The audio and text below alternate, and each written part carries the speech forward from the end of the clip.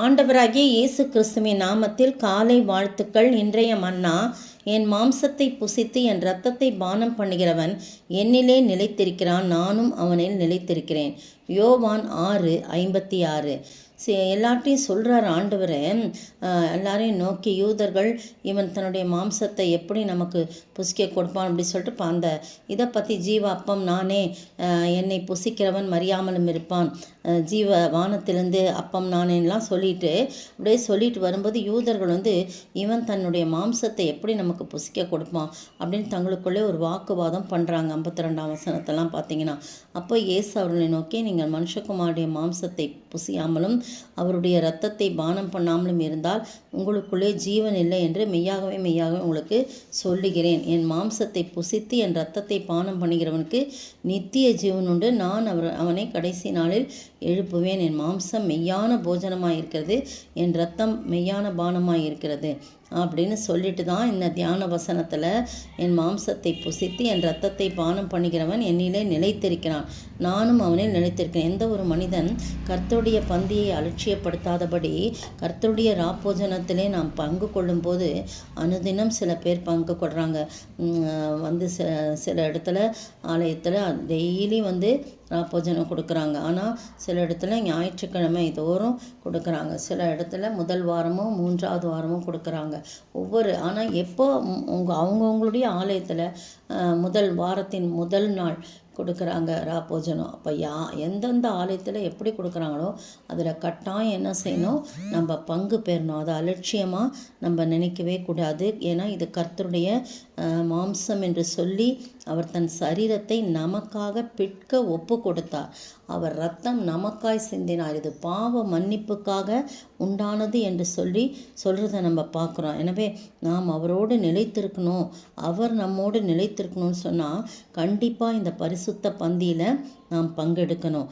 ஏன்னா வானத்திலிருந்து இறங்கி வந்த ஜீவ அப்பமாய் நமக்கு இருக்கிறார். இது மற்ற நாளில் புசித்த மன்னா, மற்ற மன்னாவை போல கிடையாது. இது இஸ்ரவேல் ஜனங்கள் புசித்த மன்னா அதுவே அவ்வளோ ருசியாக இருக்கும். ஆனால் இது ஆண்டவரே நமக்கு அப்பமாக விற்கப்பட்டிருக்கிறார். எனவே அந்த கடைசி விருந்தில் பங்கு கொண்ட சீஷர்களுக்கு ஒரு பாக்கியம் கிடைத்தது. அதுபோல் நாம் ஒவ்வொருவரும் இதை நினைவு கூறும்படி செய்யணும் அப்படின்னு சொல்லப்பட்டிருக்கு. 1 கொரிந்தியர் 11ஆம் அதிகாரத்தில் பார்த்தீங்கன்னா, அங்கே சொல்லப்பட்டிருக்கு, அவங்க ஒரு இடத்துல 20ஆம் வசனத்தில், நீங்கள் ஒரு இடத்தில் கூடி வரும்போது அவனவன் தன் சொந்த போஜனத்தை முந்தி சாப்பிடுகிறான், ஒருவன் பசியாக இருக்கிறான், ஒருவன் வெறியாக இருக்கிறான். எல்லாம் கர்த்தருடைய ஆலயத்தில் இப்படி செய்கிறாங்க. இப்படி செய்கிறது கர்த்தருடைய ராப்போஜனம் பண்ணுதல் இல்லையே அல்லவே. புசிக்கிறதுக்கும் குடிக்கிறதுக்கும் உங்களுக்கு வீடுகள் இல்லையா? தேவனுடைய சபையை அசட்டை பண்ணி இல்லாதவர்களை வெட்கப்படுத்தீர்களா? உங்களுக்கு நான் என்ன சொல்லுவேன்? இதை குறித்து என்ன புகழ்வேனோ, உங்களை புகழ்வேனோ புகழேன் என்று சொல்லி அப்போஸ்தலனாகிய பவுல் கொரிந்து சபைக்கு எழுதுகிறார். உங்களுக்கு புசிக்கிறதுக்கும் குடிக்கிறதுக்கும் வீடு இல்லையா? அவங்கவுங்க கொண்டு சொந்த போஜனத்தை இங்கே கொண்டு செய்கிறீங்க. இது ராப்போஜனம் கிடையாது. அன்றைக்கு ராத்திரி ஆண்டவர் காட்டி கொடுக்கப்பட்ட அன்று ராத்திரியிலே அப்பத்தை எடுத்து ஸ்தோத்திரம் பண்ணி அதை பிட்டு, தொடர்ந்து வாசித்து பாருங்கள் 24ஆம் வசனம் 23லேருந்து, வாங்கி புசியுங்கள், இது உங்களுக்காக பிற்கப்படுகிற என்னுடைய சரீரமாக இருக்கிறது, என்னை நினைவு கூறும்படி. ஆண்டவரை எப்பப்பெல்லாம் நம்ம நினைவு கூறுறோன்றது தெரியும் இல்லையா?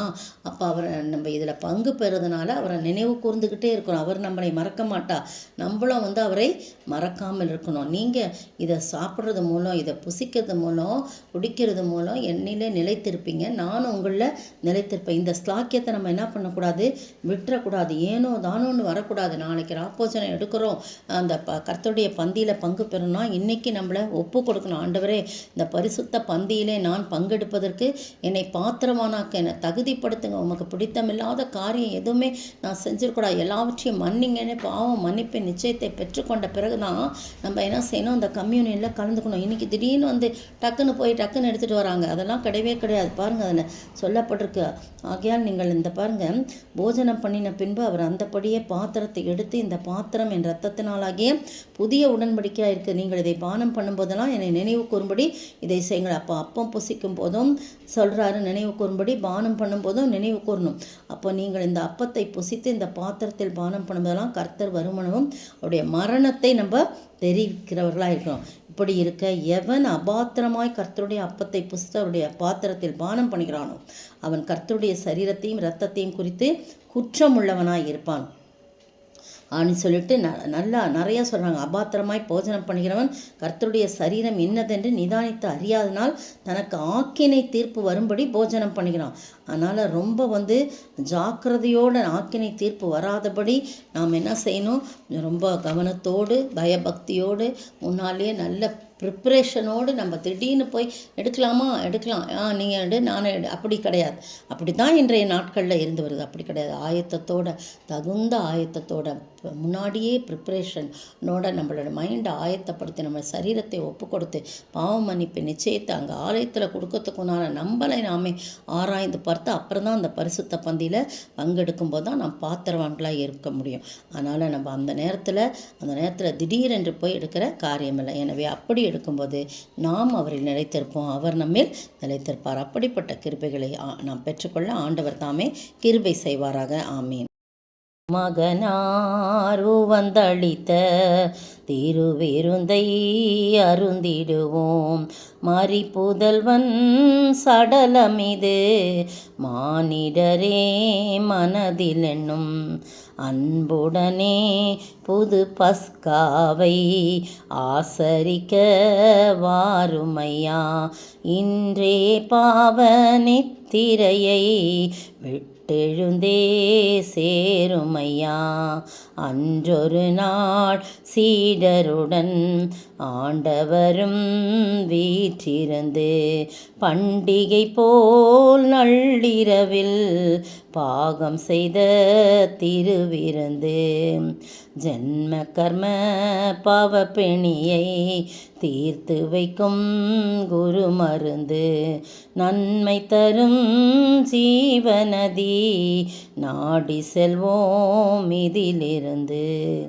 சோத்தரிக்கிற ஆண்டவரே, துதிக்கிற ராஜா, நீர் எங்களுக்கு உவந்தளித்த அந்த திருவிருந்திலே நாங்கள் பங்கு கொள்ளும்போது கர்த்தாவே பாரத்தோடு ஆயத்தத்தோடு நாங்கள் பங்களிக்கும். அபாத்திரமாய் நாங்கள் ஒருவரும் கர்த்தாவே அதிலே பங்கு பெறாதபடி எங்களை பரிசுத்தப்படுத்தும். நாங்கள் பங்கெடுக்கும் போது நீர் எங்களில் நிலைத்திருப்பீர், நாங்கள் உங்களில் நிலைத்திருக்கோம். அப்படிப்பட்ட பாக்கியத்தை எங்களுக்கு தந்து ஆசீர்வதிக்க வேண்டும் என்று கர்த்தரும் மீட்பரும் ராஜாமா இயேசு கிறிஸ்துவின் விலையேற பெற்ற நாமத்தில் ஜெபிக்கிறேன் பிதாவே, ஆமீன். நேற்றைய பதில்: நான் உங்களுடைய பயிரை கெடுத்து உங்கள் பண்டிகைகளின் சாணியே உங்கள் முகங்களில் இறைப்பேன். மல்கியா 2:3. இன்றைய கேள்வி: கர்த்தருடைய எதை எதினாலும் நிரப்புகிறீர்கள்? கர்த்தருடைய எதை எதினாலும் நிரப்புகிறீர்கள்?